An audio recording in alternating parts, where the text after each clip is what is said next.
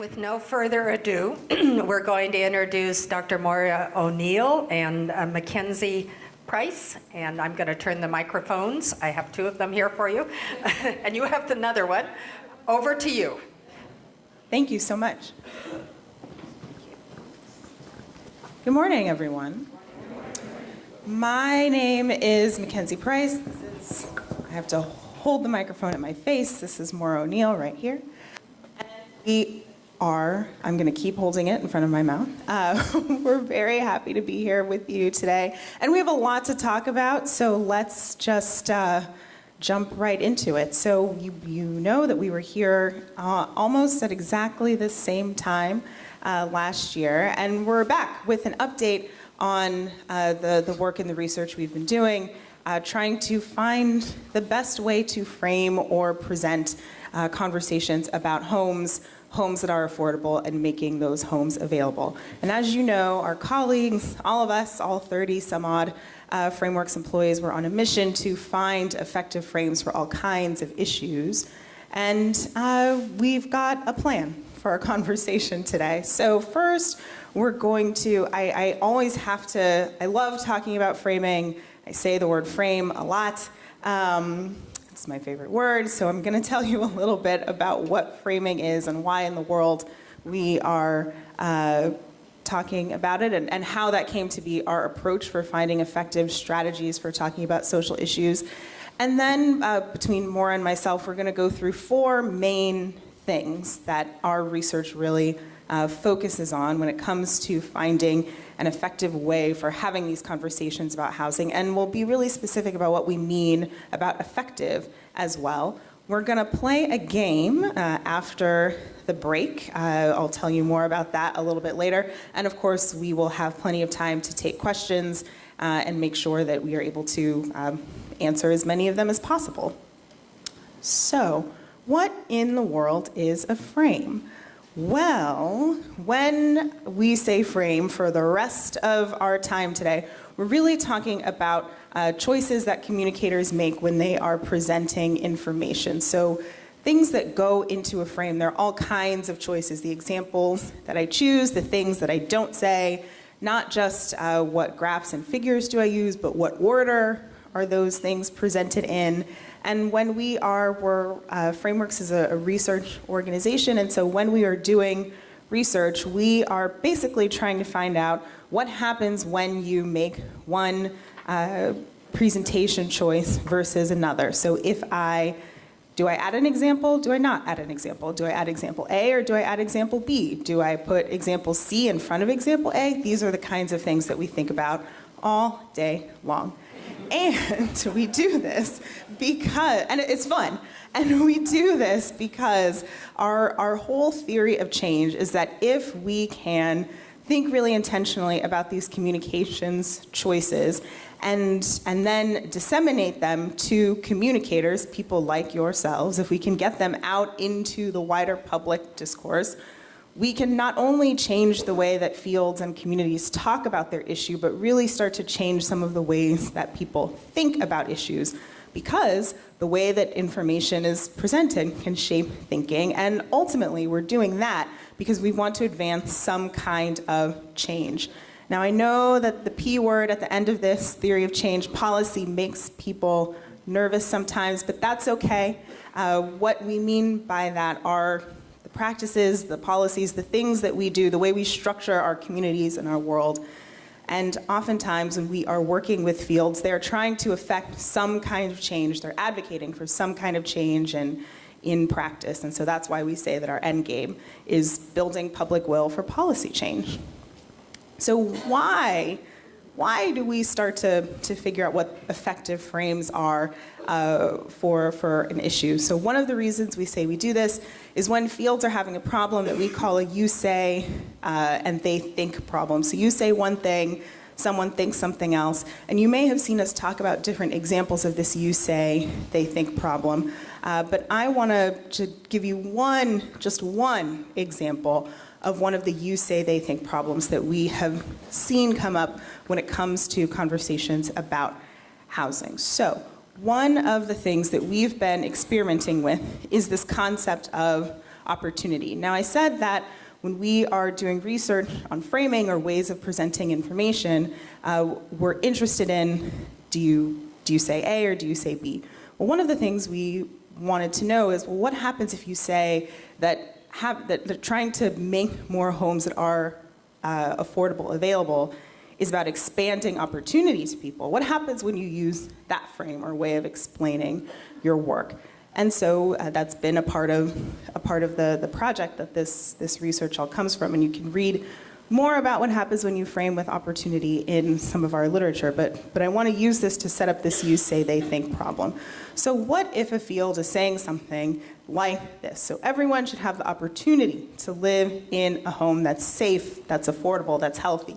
All of these things that go into making a quality place to live. So a field might be saying that, but when you present this message in front of a group of folks from a more general or non-specialist audience, what happens? So I'll play this for you and you can hear a little bit of what this sounds like.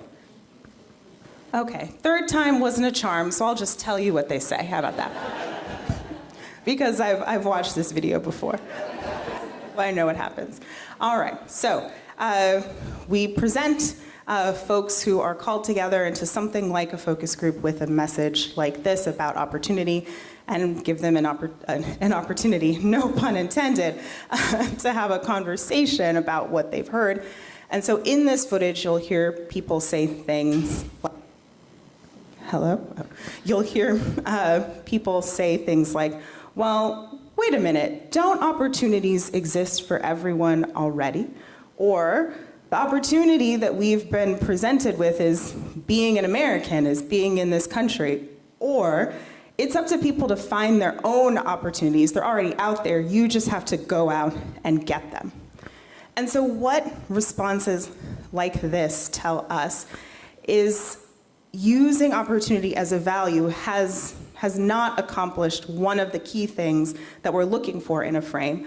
We are looking for a frame for housing that moves the conversation to what can our next steps be? What solutions can we put in place?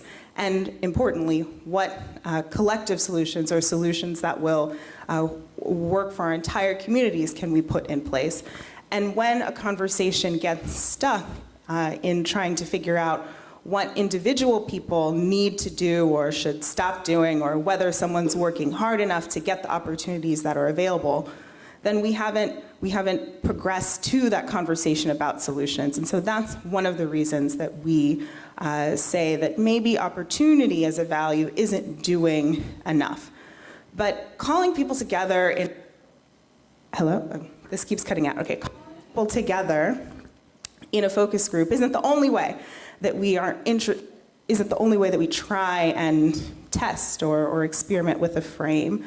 We also do survey experiments to see what happens when you present someone with one frame versus another.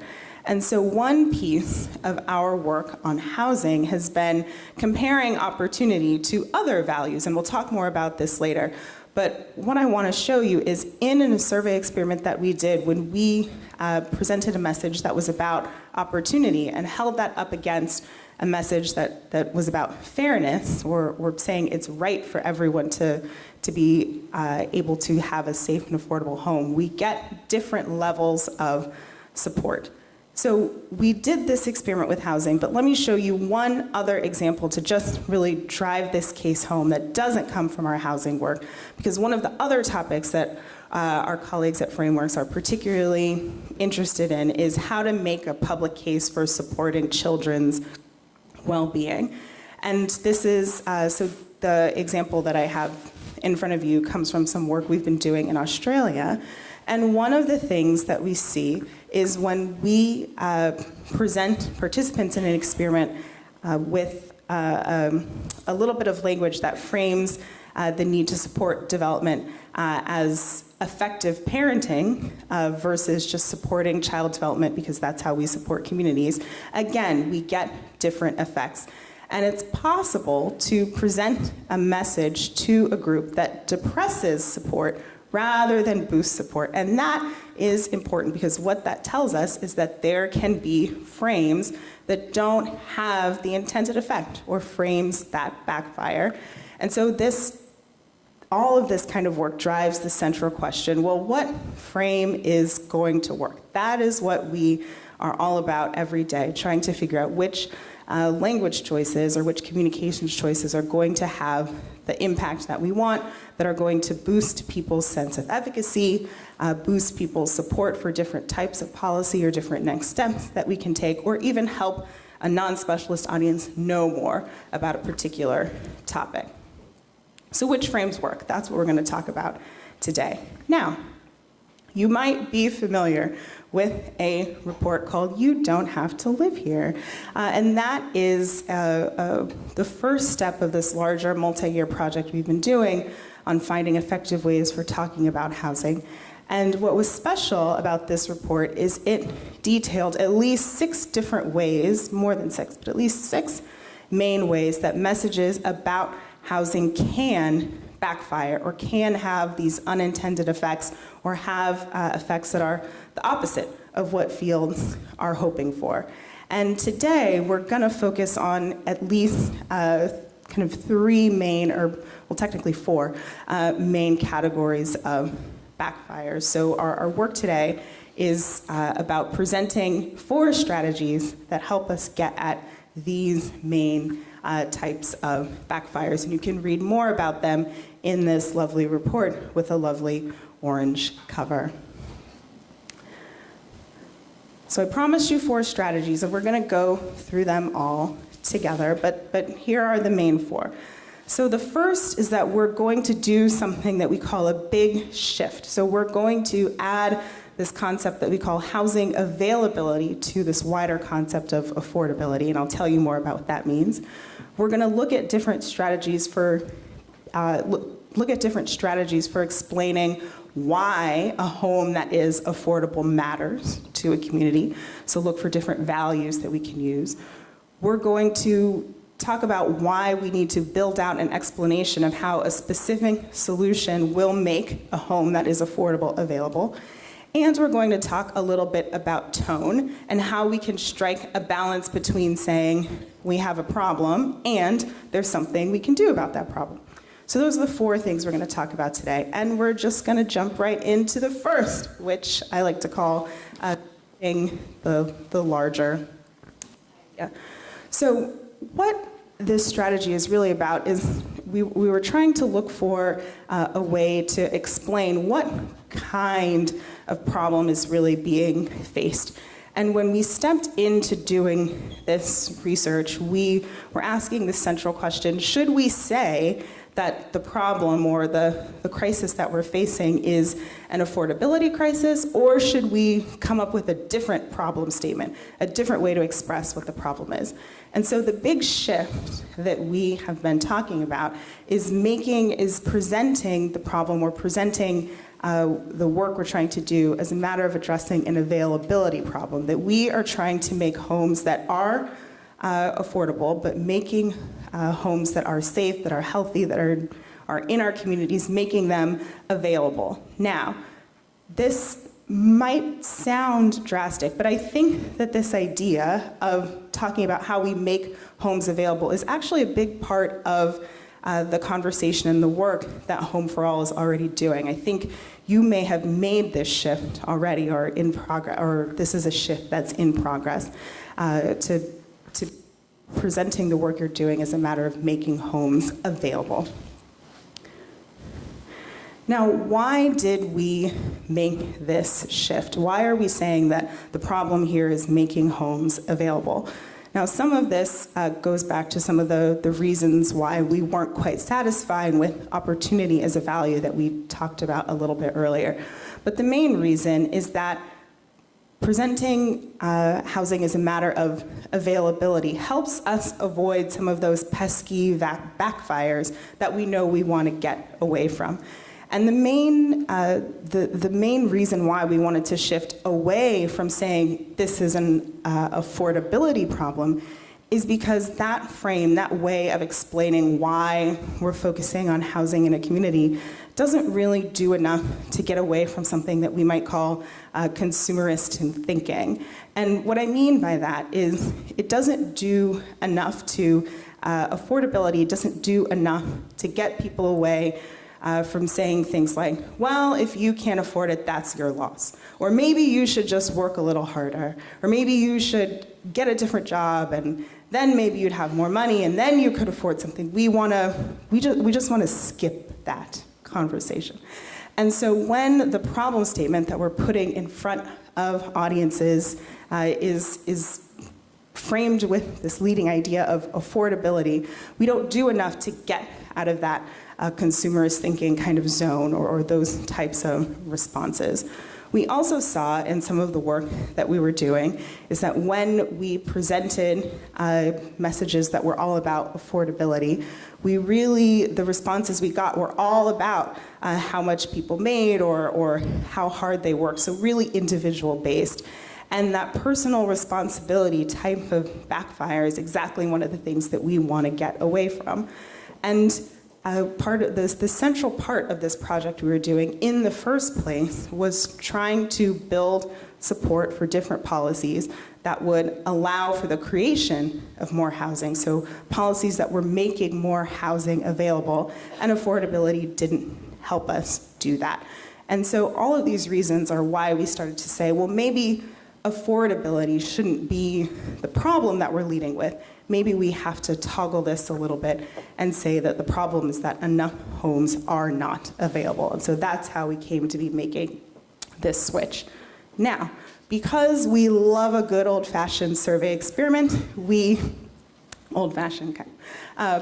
we love a survey experiment, we put one together, testing different explanations of what the problem or the crisis we're facing is. Is this a problem of affordability, or are there not enough homes that are available? Are places for people to live scarce? Different messages like that, and compared the two of them together. And what we found is that those messages that talked about availability, that enough homes weren't available, or we needed to make homes more available, we got an increase along some of the batteries that we're really interested in. So in particular, when we framed housing as a matter of availability, we were able to get participants to agree that this is a community priority. Now that's important. We were able to get participants to say that this is something that we need to work on a community or policy level. That's important. And we were able to boost support for specific types of policy that would allow for creating more homes and would allow for creating more homes in people's specific communities. So we were able to get people to say, yes, we need to make more homes available. And we were able to get people to say, yes, I want to make more homes available where I live in my community. And that's an important part of this as well. So the first step we've talked about is just making sure that our communications and our messages about housing make the point that we're trying to make more homes available because this is something that is good for our communities. That's step one. And step two is something that Maura is going to tell you about.